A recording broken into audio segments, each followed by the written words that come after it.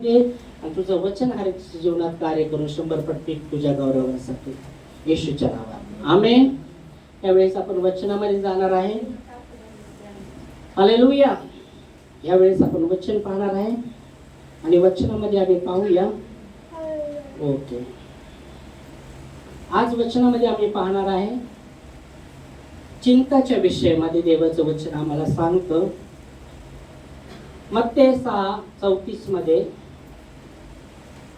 येशू ख्रिस्त म्हणतो, यास्तव आम्ही वाचूया मत्ते 6:34. अंतकल के लिए चिंता न करो, यास्तव उद्यासाठी चिंता करू नका, क्योंकि कल का दिन अपनी चिंता आप कर लेगा. कारण की उद्याचा दिवस उद्याची चिंता तो करेल. उद्याच्या विषयामध्ये तुम्ही चिंता करू नका. उद्याचा दिवस उद्या चिंता करेल. आज के लिए आज ही का दुख बहुत है. आजच्यासाठी आजचं दुःख भरपूर आहे. हालेलुया.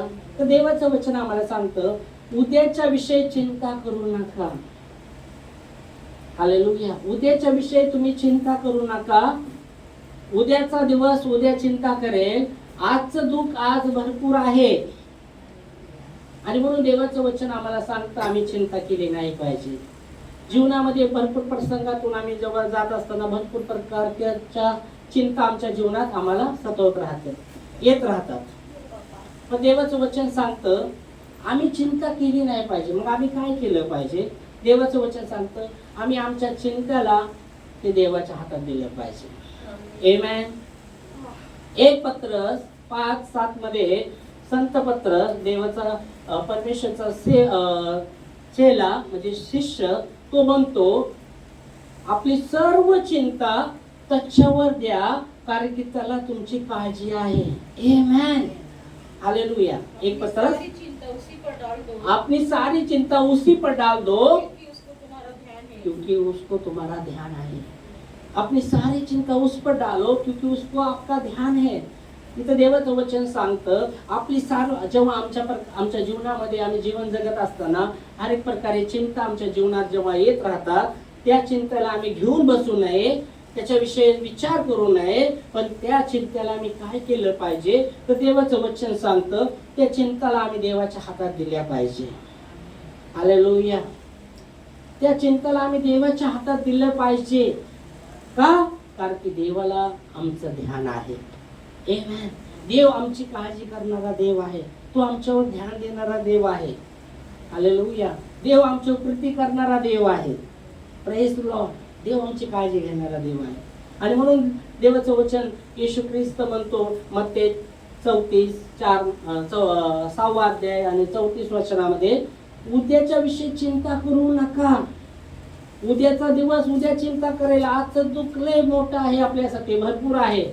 उद्याची चिंता करून कशाला दुःख वाढवायचं आणखी, है ना? उद्या तर आता ह्याच्यामध्ये जेव्हा तो बोलत असताना तो हे पण बोलतो उद्याच्यासाठी का चिंता करता? उद्याचा दिवस आणि उगवला बी नाही. उगवलाय का उद्याचा दिवस? आज आपण चिंता करत बसणार उद्याच्या दिवसासाठी, तो उगवलाय का? नाही उगवला. आणि म्हणून येशू म्हणतो उद्याच्या विषयामध्ये चिंता करू नका. उद्याचा दिवस उगवलाच नाही आणि तुम्ही काय चिंता करत बसतात? उद्या काय होणार, कसं होणार, काय होणार? समजत आहे. म्हणून आमच्या जीवनात हर प्रकारे चिंता येत राहतात. तर आम्ही काय केलं पाहिजे? तिथं देवाचं वचन सांगतं की आम्ही त्या चिंतेला देवाच्या हातात दिले पाहिजे. देवाच्या हातात. प्रभू ही माझ्या जीवनामध्ये जी बी चिंता आहे मी घेऊन चलू शकत नाही.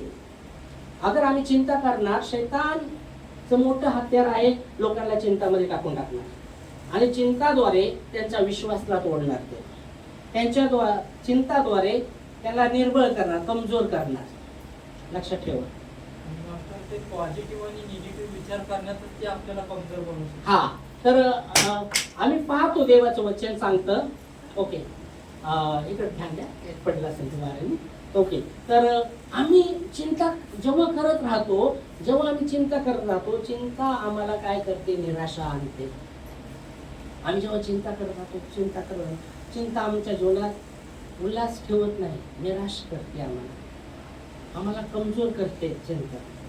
आणि म्हणून इथं देवाचं वचन सांगतं आपल्या जे बी चिंता आहे देवाच्या हातात द्या, कारण की देवाला आमची काळजी आहे. आम्ही त्या घेऊन चलू शकत नाही. आम्ही जेव्हा चिंता करतो, निराशा आमच्या जीवनात निर्माण होते, निराशा आणते. निराशानंतर आम्ही जेव्हा चिंता करतो आमच्या जीवनामध्ये भय निर्माण करतो. लक्षात ठेवा.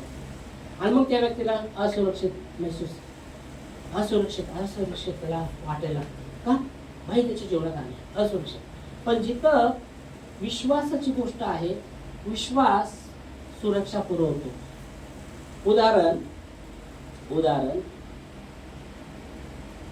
उदाहरणासाठी एक व्यक्तीचं उदाहरण. गावामध्ये वाघ आलाय आणि त्याचं जे घर आहे त्याला काहीच म्हणजे तिथं त्याचं मोठं जे घर आहे आणि त्या घराभोवती काहीच नाही आणि तो आतमध्ये घरामध्ये आहे आणि त्याला समजलं आहे तो वाघ आला आहे आणि तो आपल्या घराच्या जवळ आलाय. मग तो व्यक्ती कसा एकदम शांत राहील का?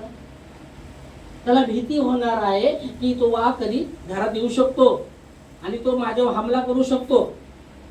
तो समाधानी राहू शकतो का? नाही. कारण की त्याला माहिती आहे की घरापाशी वाघ आला आहे आणि मग तो भय, त्याच्या जीवनामध्ये भय आहे की कधी पण तो वाघ घरामध्ये येऊन माझ्यावर हमला करू शकतो. पण तोच व्यक्ती आपल्या घराच्या भोवती सुरक्षा गार्ड बंदुकी घेऊन ठेवतो चारही बाजूला. आणि मग तो व्यक्ती काय वाटणार, अरे आपली सुरक्षा आहे बाबा, बाहेर गार्ड आहे बंदुकी घेऊन, वाघ आला तरी पण ते गोळ्या मारतील त्याला आणि तो आरामशीर झोपू शकतो. पण अगर तो पाहतो की अरे काहीच नाही घराच्या भोवती, तो असुरक्षित महसूस करायला लागला का, भय त्याच्यामध्ये निर्माण होणार आणि ते भय त्याला असुरक्षित महसूस करायला लागणार. तो शांत बसू शकणार नाही. त्याचं भय, त्या भयामध्ये तो राहणार आहे. पण तोच व्यक्ती अगर त्याच्या चारी बाजूला सुरक्षा महसूस करतो, तो समाधानी झोपू शकतो, तो शांत राहू शकतो. समजत आहे? तसंच आमची सुरक्षा आम्ही देवाला दिली पाहिजे. आमची सुरक्षा आम्ही देवावर टाकली पाहिजे. आम्ही विश्वास केला काय पाहिजे की देव आमच्या संगती आहे. ह्या परिस्थितीमध्ये पण देव आमच्या संगती आहे आणि तो आम्हाला सुरक्षा पुरवणारा देव आहे. कारण की देवाचं वचन सांगतो तुमच्या डोक्यावरचे केस बी मोजले आहे. हालेलुया. तुम्हाला माहिती आहे तुमच्या डोक्यावर किती केस आहेत? मला माहित नाही माझ्या डोक्यावर किती केस आहेत, पण देवाचं वचन सांगतं तुमच्या डोक्यावरचे केस मोजले आहे. तुम्हाला मोजता येईल का तुमच्या डोक्यावरचे केस? नाही ना? टकला असला व्यक्ती 4-5 केस असले तर तो मोजू शकतो. शक्य नाही. ओके, शक्य ते मी नाही. ओके, तेच केस. तर तिथं आम्ही पाहतो मत्ते 10:30 मध्ये वचनामध्ये म्हटलं आहे तुमच्या डोक्यावरचे केस बी मोजले आहे. म्हणजे देव एवढी आमची काळजी करणारा देव आहे. मत्ते 10:30 तुम्हारे सर के बाल भी गिने हुए हैं. तुमचे आणि माझ्या डोक्यावरचे केस मोजले आहे. हमारे सिर के बाल भी सब गिने हुए हैं. तुमच्या माझ्या डोक्यावरचे केस सर्व काही ते मोजलेले आहे. म्हणजे देव एवढा काळजी करणारा देव आहे. मग आम्ही काय चिंता केली पाहिजे? आमची चिंता येते आमच्या जीवनामध्ये. असं नाही की कोण म्हणू शकत आहे माझ्या जीवनात म्हणजे चिंता नाही. सर्वांच्या जीवनात चिंता येतं, पण त्या चिंताला घेऊन आम्ही चलू शकणार नाही. प्रार्थनेद्वारे देवाच्या हातामध्ये ते गोष्टी दिल्या पाहिजे. देवावर आम्ही विश्वास ठेवला पाहिजे. त्याचं वचन जे बी आहे ते सत्य आहे. तो म्हणतो तुला कधी सोडणार नाही, कधी टाकणार नाही. देवाचं वचन आम्हाला सांगतं की एक आई लहान लेकराला विसरू शकते का? उदाहरण क्वेश्चन चिन्ह नाही तिथं. एक आई लहान लेकराला विसरू शकते का? त्याला दूध पाजणं विसरू शकते का? या त्याच्यावर दया करणं सोडू शकते का? सवाल चिन्ह. एक आई आपल्या लेकराला विसरू शकत नाही. लहान लेकराला त्याच्यावर दया करणं सोडू शकत नाही. पण देवाचं वचन सांगतं हा ती विसरू शकते, त्याच्यावर दया करणं सोडू शकते, पण मी तुम्हाला विसरणार नाही.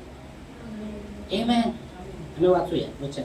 यशाया 49:15 आणि 16 वचनामध्ये. यशाया 49 15-16 वचन सांगतं, क्या एक माँ अपने बच्चों पर दया करना क्या एक माँ अपने बच्चों को भूल सकती है क्या? दूध पीते हुए बच्चों को भूल सकती है क्या? या उस पर दया करना छोड़ सकती है क्या? एक सवाल चिन्ह है। और पुढे लगेच म्हटलं आहे, हाँ हो सकता है, वो भूल सकती है, अपने बेटे पर दया करना छोड़ सकती है, पर मैं तुम्हें कभी नहीं भूलूंगा। वाचिए, क्या यह हो सकता है कि क्या ये हो सकता है कि कोई माता अपने दूध पीते बच्चों को भूल जाए दूध पीते बच्चों को भूल जाए, और अपने जन्माए हुए लड़के पर दया न करे? हाँ, जन्माए हुए लड़के पर दया न करे, हाँ, वो तो भूल सकती वो भूल सकती है, परंतु मैं तुझे नहीं भूल सकता. मी तुला कधीच विसरणार नाही, देव म्हणतो. आम्ही पाहतो एक आई आपल्या लहान लेकराला दूध पाच लेकराला त्याच्यावर त्याला विसरू शकते का? त्याच्या दया करणं सोडू शकते का? ते म्हणतो हो शकतं, ती विसरू शकते, त्याच्यावर दया करणं सोडू शकते, पण मी तुला विसरणार नाही. Amen. म्हणजे एवढा देव त्याचं वचन आम्हाला देतो, अभिवचन देतो देव. पण आम्ही काय करतो? कसं होणार, काय होणार, चिंता चिंता चिंता. आणि आम्ही काय जीवन कसं जगायला लागतो? निराशाचं जीवन, भयाचं जीवन जगायला लागतो, भयामध्ये जीवन जगायला लागतो. आमचं काय होणार माहित नाही, आमचं काय होणार. देव एवढं त्याचं अभिवचन आम्हाला देतो, मी तुम्हाला विसरणार नाही, मी तुम्हाला विसरणार नाही, मी तुम्हाला सोडणार नाही. देव असा देव त्याची कृती दाखवतो. पुढे म्हणलं आहे, तुमचं चित्र माझ्या हातावर कोरून मी ठेवलं आहे, आणि तुमचं चित्र सर्वदा, तुमचा चेहरा माझ्या हातावर कोरून ठेवला आहे, आणि सदैव तुमचा चेहरा माझ्या समोर आहे, माझ्या दृष्टीच्या समोर आहे. तेरा चित्र हाथी पर खोद कर बनाया है, और तेरी शरणपना सदैव मेरे दृष्टि के सामने है. वाचा. देख, मैंने तेरा चित्र अपने हथेलियों पर खोद कर बनाया. मी तुझं जे चित्र आहे, तुझं जे चेहरा आहे, तो आपल्या हातावर कोरून बनवला आहे. अरे पुढं, तेरी शरणपना सदैव मेरी दृष्टि के तुझा चेहरा सर्वदा माझ्या दृष्टी समोर आहे, आणि म्हणून मी तुला विसरणार नाही, मी तुला सोडणार नाही. पण शैतान म्हटलं तुझ्या जीवनामध्ये ही चिंता ही आम्ही काय करतो? त्याच गोष्टीला देवाकडे लक्ष न जाता त्या गोष्टीकडे आम्ही लक्ष द्यायला लागतो, आणि त्या गोष्टीमध्ये आम्ही त्या गोष्टीकडे लक्ष द्यायला लागतो. त्या गोष्टी चिंता चिंता चिंता असं म्हटलंय, का होते? चिंता चितेवर नेते, चिंता चितेवर नेते असं बोललं जातं. येशू म्हणतो तुम्ही चिंता करून तुमचा एक केस बी काय करू शकणार नाही, काय करू शकणार नाही, पांढरा करू पांढरा करू शकणार नाही, पांढरा करू काय? तुम्ही चिंता करून तुमचा एक केस पण पांढराच आहे ना, पांढरा करू शकणार नाही. ओके, तर चिंता करून काय फायदा? चिंता येते, म्हणून चिंता आमच्या जीवनात येतं. पण देवाचं वचन सांगतं आम्ही उद्याच्या विषयी चिंता केली नाही पाहिजे. आज जी बी आमच्या जीवनात चिंता आहे, ती पण चिंता घेऊन बसली नाही पाहिजे. पण ती काय केलं पाहिजे? देवा, ही माझ्या जीवनामध्ये समस्या आहे. देवा सांगते, आपण कसं बोलतो समोर, आपण विश्वासाने कसं बोलतो, तसं देवाला विश्वासाने बोललं पाहिजे आम्ही. हा प्रभू, ही चिंता आहे, पण ही चिंता मी तुझ्या हातात देते, मी विचार नाही करणार, त्या गोष्टीने विचार करणार, तुझ्या हातात दिले ना, मी एकदम जीवन माझं ते दबावाखाली नाही देणार. हे तुझ्या हातात दिलंय, तू बघून घे, हे तुझ्या हातात आहे. मी माझं जीवन प्रत्येक दिवसाचं जीवनामध्ये मी माझं आनंदाने ओ समाधानाने जीवन जगणार आहे. हालेलुया. एक समय गेला तर वापस येतो का? वेळ निघून गेली वापस येते का? वापस तेच वेळ नाही. एक दिवस निघून गेला तर वापस येणार का तो दिवस? दुसरा दिवस येणार, तो दिवस येणार, वापस येणार का तो दिवस? एकदा एक दिवस घेऊन गेला तर दुसरा दिवस येणार, तो वापस दिवस येऊ शकणार नाही. मग त्या दिवसामध्ये देवाच्या सानिध्यामध्ये जो दिवस देवाने आम्हाला दाखवला, देवाचं वचन सांगतो परमेश्वर प्रति दिवस आम्हाला दाखवतो. नाहीतर कितीतर लोक आज झोपले, सकाळी आजचा दिवस पाहिले नाही. माहिती तुम्हाला? रात्री झोपले, जेव्हा झोपले, झोपेमध्ये गुडूप झोपेमध्येच गेले. पण देवाची कृपा आहे, त्याची करुणा आहे. विलाप गीत त्याचं 3 अध्याय 22-23 वचन सांगतं, हम मिट नहीं गए, ये परमेश्वर की महान करुणा का प्रतिफल है, उसकी दया अमर है और प्रति भोर को वह हम पर नहीं होती है. आमेन. आमेन. वाचूया. हम मिट नहीं गए, हम मिट नहीं गए, यह यहोवा की महाकरुणा का ये परमेश्वर की महान करुणा का फल है, क्योंकि उसकी दया अमर है, त्याची दया अमर आहे. प्रति भोर और नहीं होती रहती. म्हणजे आम्ही खतम नाही झालो, मिटलो नाही, म्हणजे आम्ही नष्ट नाही झालो. ही परमेश्वरची महान करुणा आहे. त्या देवाला तर आम्ही ओळखत नव्हतो पहिलं. आम्ही म्हणायचो आमचं हे देव ते देव, आणि तो येशू म्हणजे बाहेर गावचा देव. मी स्वतः म्हणायचो. पण तरी पण त्याची दया आमच्यावर, तरी पण त्याची दया आमच्यावर आहे.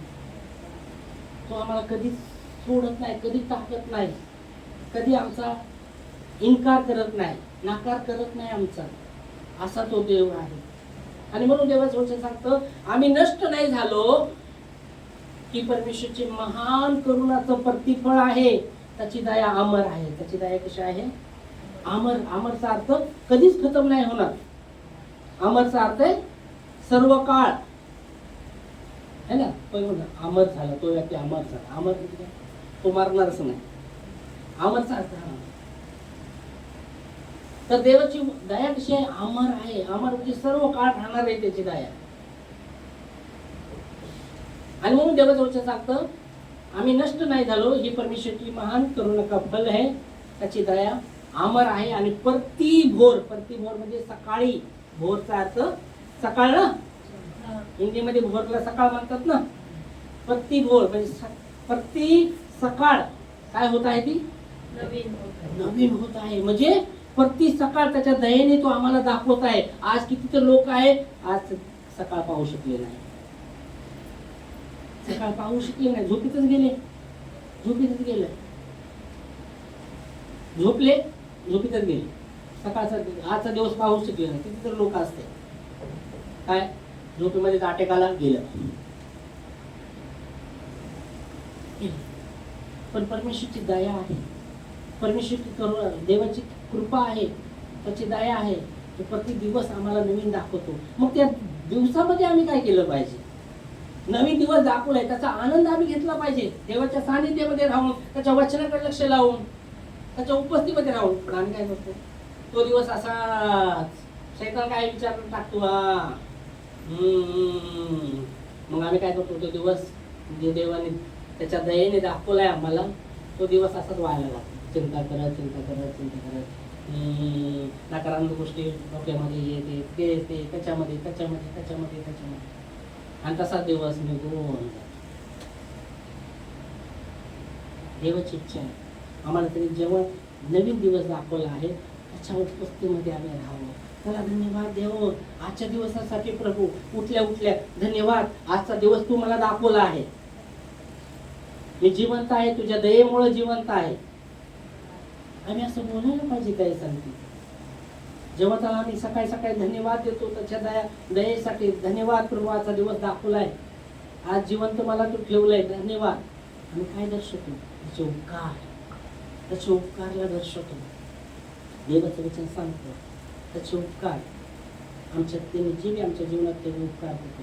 तुम्हाला माहित नसेल, मला बी माहित असेल, कधी शैतानाने काय अटॅक ठेवला असेल आम्हाला, आणि त्याच्यातून देवाने वाचवलं बी असेल. तुम्हाला बी माहित नाही, मला बी माहित. आणि सुरक्षा बी दिली असेल, ते बी आम्हाला माहित नसेल. पण आम्ही काय पाहतो? शैतान जे दाखवतो, बघ असं तेच विचार, तेच. आणि तो दिवस देवाने दयेने दाखवला आहे, तो दिवस असाच वायाला घालवतो.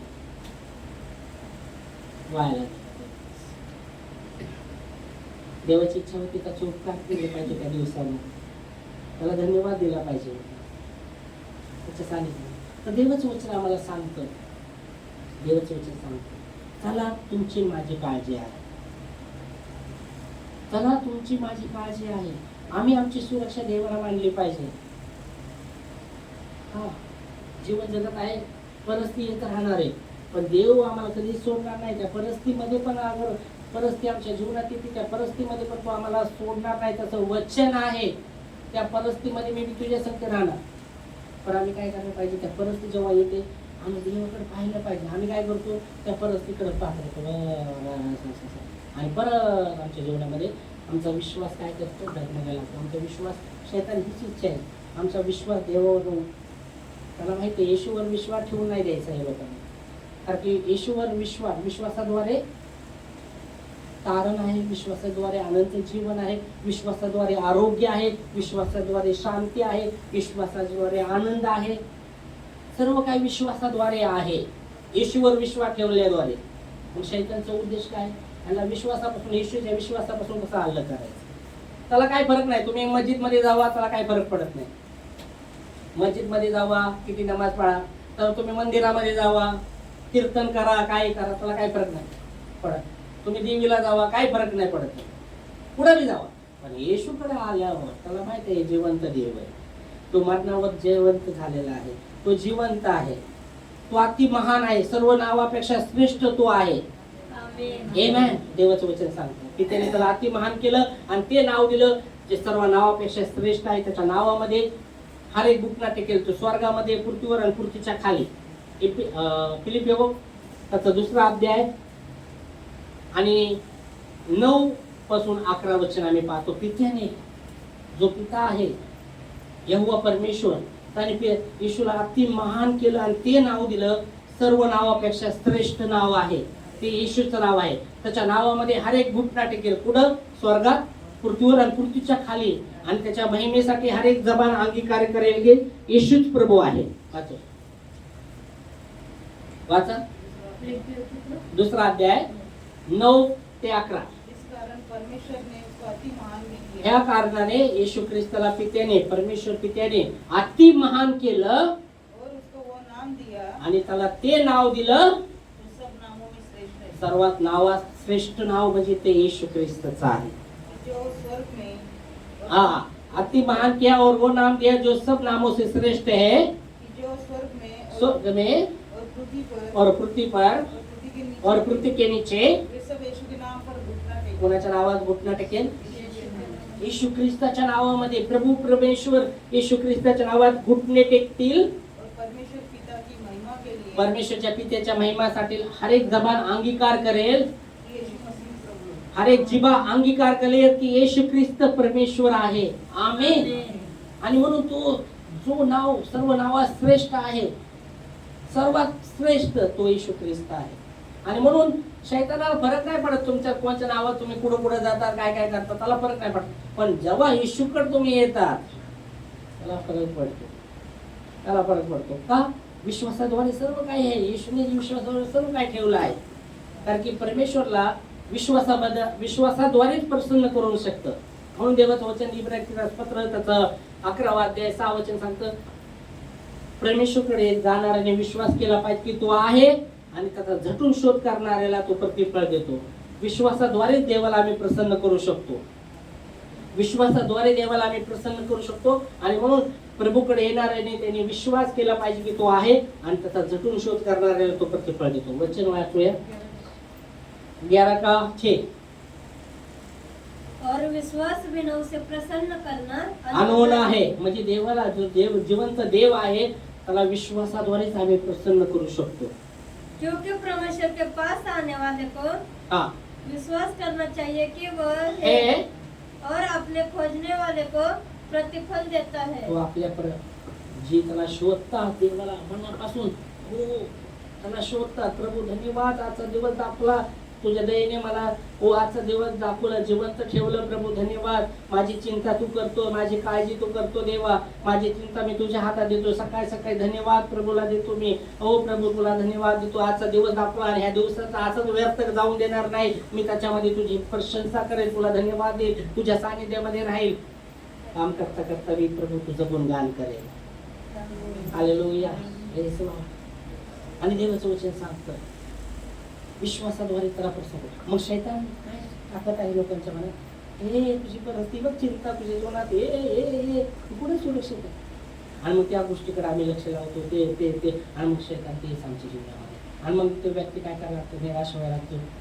तो व्यक्ती जेव्हा निराश होत आहे त्याच्या जीवनामध्ये व भय निर्माण होतं, पण तो असुरक्षित महसूस होतो. अरे माझ्या जीवनामध्ये काही राहिलं, असुरक्षित भय डिप्रेशनमध्ये जातो तो व्यक्ती. आणि जेव्हा डिप्रेशनमध्ये जातो त्याच्या जीवनामध्ये निराशा आशा नाही राहत. आणि मग भरपूरदा आम्ही पाहतो तो व्यक्ती काय करतो, आता शेवटी आपलं जीवन संपवायला पाहतो.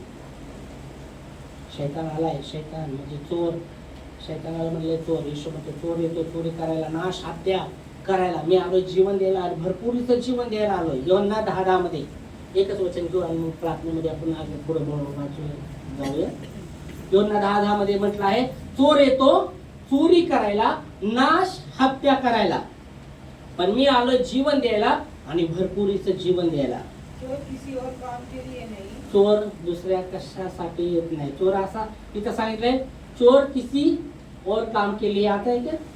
चोर दुसऱ्या कसल्या कामासाठी येतो का? येतो का दुसऱ्या काही कामासाठी? चोर आलाय असं दुसऱ्या कामासाठी म्हणजे चोर आलाय दुसऱ्या कामासाठी नाही. चोर कशासाठी येतो? चोरी करायला. त्याचा उद्देश आहे चोरी करायची. चोर दुसऱ्या कशा कामासाठी येत नाही, लक्षात ठेवा. परंतु केवल चोरी करने हा का? केवळ फक्त त्याचा उद्देश काय? चोरी करायचं, और घात करने घात करायचा, और नष्ट करने नष्ट करायला येतो. ओके, चोर दुसऱ्या कामासाठी येत नाही. तसं शैतान बी चोर जर वचन सांगतं दुसऱ्या कामासाठी येत नाही, तसं शैतान बी दुसऱ्या कशा कामासाठी नाही, चोरी करायला. आमच्या जीवनातला मधला आनंद, आमच्या जीवनातली शांती, आमच्या जीवनातलं समाधान चोरायला येतो. आनंद चोरला निराशा, शांती चोरली चिडचिडपणा, समाधान नाही,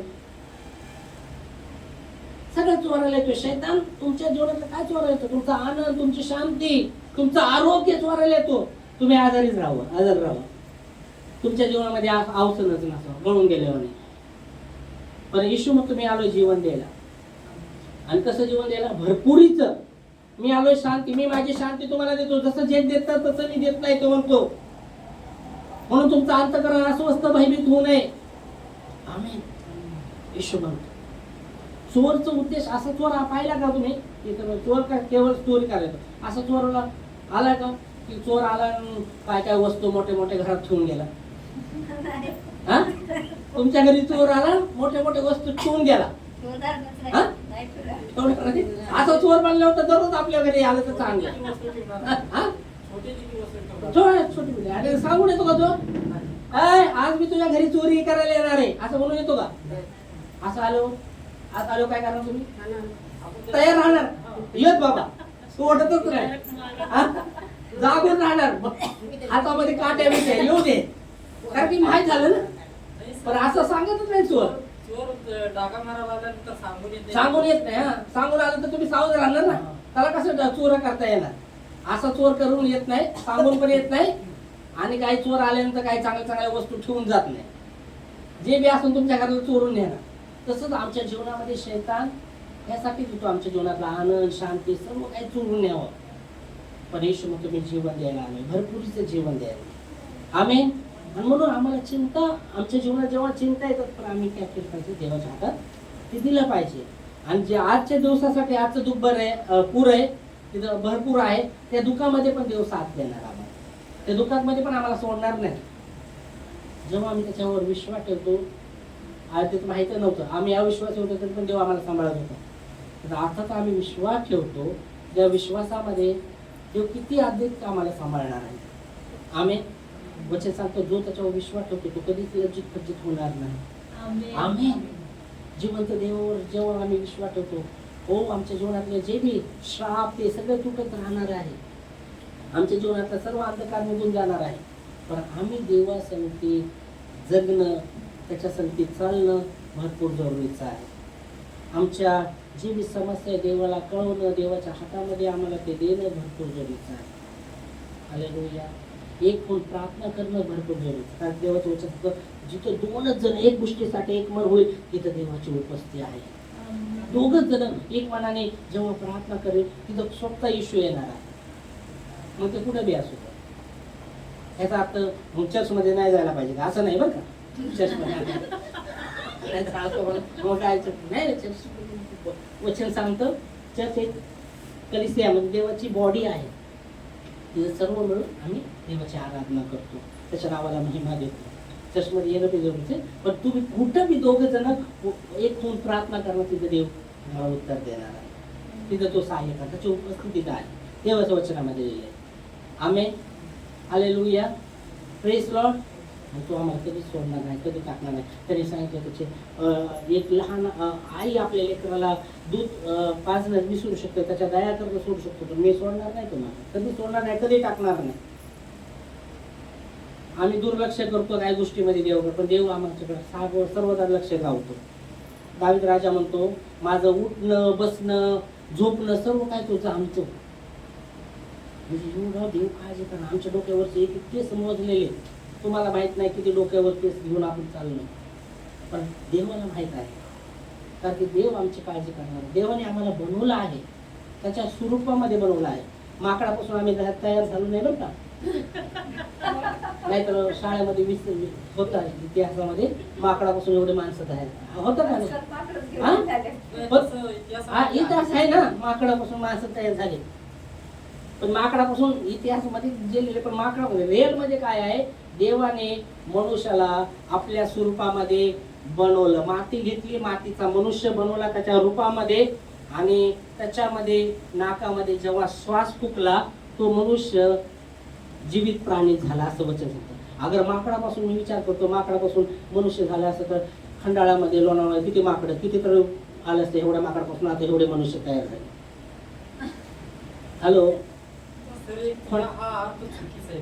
कोणचा अर्थ चुकीचा? माकडापासून माणसं बनतो, हा. एक अर्थ चुकीचा आहे. माकडापासून माणसं बनवू शकत नाही, पण इतिहास मध्ये लिहिले ना, आम्ही शाळेत असलो तर वाचलेले ना, माकडापासून मनुष्य झालं. पण रिअल मध्ये माकडापासून मनुष्य नाही झालं. नाहीतर आता लोणावळा खंडाळामध्ये कितीतरी माकडापासून मनुष्य झाले असते की. ब्रेकिंग न्यूज बातम्याला, ब्रेकिंग काय आलं, ब्रेकिंग न्यूज येते, असं झालं तसं झालं. मग ब्रेकिंग न्यूज झाले ते माकडापासून मनुष्य एवढे तयार झाले. तसं नाही. रिअल देवाचं वचन सांगतं, मनुष्याला देवाने त्याच्या स्वरूपामध्ये बनवलं, त्याच्या स्वरूपामध्ये. म्हणजे देव जसा आहे तसं आम्हाला बनवलं आहे. देवाला 3 डोळे नाही बरं का, 2 डोळे. देवाला 4 हात नाही, 2च हात. त्याच्या स्वरूपामध्ये बनवलंय असं देवाचं वचन सांगतं. उत्पत्तीमध्ये लिहिलं ना, उत्पत्ती म्हणजे सुरुवात. देवाने काय केलं, जे आज सायंटिस्ट, आज भरपूर लोक काय करतात, सर्च करतात की आकाश कसं झालं, हे कसं झालं, ते कसं झालं. भरपूर जे सर्च करतात की चंद्रावर काय आहे आणि काय, भरपूर काय. वैज्ञानिक लोक भरपूर खोज करतात कसं झालं असं, पण आणि खोज करत राहतात. पण देवाचं वचनामध्ये लिहिलंय, परमेश्वरने 6 दिवसात सर्व काय बनवलं. उत्पत्तीमध्ये पाहिलं, देव मला आकाश हो, आकाश झालं, स्वर आकाश झालं, पृथ्वी हो, पृथ्वी झालं. सर्व काय त्याच्यामध्ये लिहिलंय बायबलमध्ये.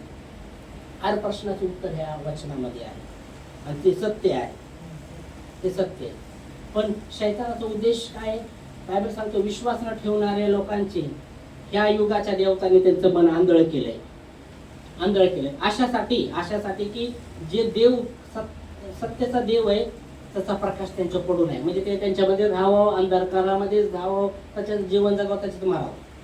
एकच वचन सांगू आपण. 2 कोरिंथियो 4:4 मध्ये लिहिलंय, विश्वास न ठेवणाऱ्या लोकांची या युगाच्या देवतांनी त्यांचे मन आंधळे केले आहे. अशासाठी, म्हणजे उद्देश आहे त्याच्यामध्ये, अशासाठी की जो सत्य आहे, जो देव सत्य आहे, त्याचा प्रकाश त्यांच्यावर पडू नये. शैतानाचा मोठा उद्देश आहे. लोकांना सत्य कळू नये, लोकांना सत्य करू नये. येशू म्हणतो, मीच मार्ग आहे, मीच सत्य आहे, मी जीवन आहे, माझ्याद्वारे तुम्ही पित्याकडे जाऊ शकता. पण शैतानाचा काय उद्देश आहे, लोकांना आंधळ केले. 2 कोरिंथियो 4:4 वाचा, एकच वचन. और उन अविश्वासी के लिए, उन अविश्वासियों के लिए, जिनकी बुद्धि संसार के ईश्वर ने अंधी कर दी है, ज्यांची बुद्धी या जगाचा जो देव आहे, या जगाचा देव कोण आहे, देवाचं वचन सांगतं. येशू म्हटला, मी जास्त तुम्हाला बोलणार आहे, या जगाचा सरदार येत आहे, त्याचं माझ्यावर काही नाही. या जगाचा जो सरदार आहे शैतान आहे. आज जगाचा जो सरदार आहे तो शैतान आहे. त्यांनी काय केलंय, लोकांना आंधळ केलंय, त्यांचं मन या विश्वास न ठेवणाऱ्या लोकांचं मन आंधळ केलंय. त्याच्यामध्ये काय म्हणत आहे? ताकि मसीह जो परमेश्वर का जो प्रतिरूप ख्रिस्त, है, जो येशू ख्रिस्त देवाचा जो प्रतिरूप है, परमेश्वरचा जो प्रतिरूप आहे, उसके तेजोमय सुसमाचार का प्रकाश त्याचा सुसमाचारचा प्रकाश त्यांच्यावर चमकून आहे. उन पर न चमके. त्यांच्यावर चमकून आहे. उद्देश शैतानचा हेच आहे. म्हणून अविश्वासी लोकांना पूर्णपणे त्यांचं मन आंधळ केलंय की त्याला वाटतं हे सत्य आहे, ते सत्य आहे. काय काय लोक त्याच्यामध्ये पण बघतात कोण काय सत्य आहे, काय सत्य आहे. उद्देश शैतानचा हेच आहे की लोकांना सत्य समजून आहे. येशूने म्हटलं तुम्ही सत्य जाणणार आणि सत्य तुम्हाला बंदीमुक्त करणार आहे. योहन्ना 8:32 मध्ये लिहिले तुम्ही सत्य जाणणार आणि सत्य तुम्हाला स्वतंत्र करणार आहे. सत्य काय आहे? येशू ख्रिस्त सत्य आहे. येशू ख्रिस्त सत्य आहे. जगाचा जो परमेश्वर आहे, स्वर्गाचा पृथ्वीचा जो अधिकारी, जो देव आहे, जिवंत देव, तो येशू ख्रिस्त आहे. योहन्ना 8:32 काय सांगतं? तुम सत्य को जानोगे तुम्ही सत्याला ओळखणार, और सत्य तुम्हें स्वतंत्र करेगा. सत्य तुम्हाला स्वतंत्र करणार. येशूच्या पुढं कोणी कोणचं तुम्ही म्हणता ना हे देव ते देव, कोणी थांबू शकणार नाही. तो महान आहे. सगळे पाठीमागं जे लोक करण्यापेक्षा बांधून करतात आणि मग ते देव काहीच कायमाचे नाही. किती तुम्हाला जे अन्य देवतं किती तुम्ही त्याला भाजा बिजा काहीच करू शकणार नाही. बांधले जाते पण फक्त येशूला बांधू शकत नाही. तो सारखी जिवंत देव आहे. तो मरण्यावरनं मेला. तो मेला कशासाठी मेला? तुमच्या माझ्यासाठी. आणि तिसऱ्या दिवशी जिवंत पण झाला. 40 दिवस तो त्या आपल्या शिष्याला दिसला आणि मग तो वरती घेतला गेला आणि पुन्हा तो येणार आहे पुनरुत्थान. माता आणि मरियमला म्हणला जीवन आणि पुनरुत्थान मीच आहे. पुनरुत्थान म्हणजे मेल्यातून उठणं. असा कोणीच नाही व्यक्ती की मेला आणि तो उठला. असं कोण आहे का व्यक्ती? मोठे मोठे महात्मा झाले, मोठे मोठे संत झाले, मोठे मोठे संत झाले, पण जेव्हा मेले परत उठले. सत्य हे आहे की येशू मेला बी तिसऱ्या दिवशी उठला बी. त्याची कबर खाली आहे. आमेन. शैतानाचा उद्देश एक सत्य समजून आहे. पण जिवंत देव जेव्हा आम्ही विश्वास ठेवतो, आम्ही त्या विश्वासामध्ये मजबूत व्हायचं, आणखी मजबूत व्हायचं, आणखी विश्वासामध्ये वाढणं एवढंच. आणि विश्वासाद्वारे आमच्या जीवनामध्ये देव कार्य करतो. आम्ही विश्वासाद्वारे आमच्या जीवनातले श्राप तोडतो. विश्वासाद्वारे आमच्या जीवनामध्ये तो आरोग्य देतो. विश्वासाद्वारे तो आमच्या जीवनाला आशीर्वाद करतो. विश्वासाद्वारे आमच्या जीवनामध्ये शांती आणतो. मग शैतानचा उद्देश आहे विश्वासावर हमला करायचा. ते काय करू शकणार नाही. मग विश्वास त्यांचा कसं तोडायचा. तर विश्वासाद्वारे सर्व काय आहे. विश्वासाद्वारे. आणि म्हणून आम्हाला पूर्णपणे देवावर विश्वास केला पाहिजे. आणि जसं आम्ही बोलतो तसं देवाला बोलायला पाहिजे.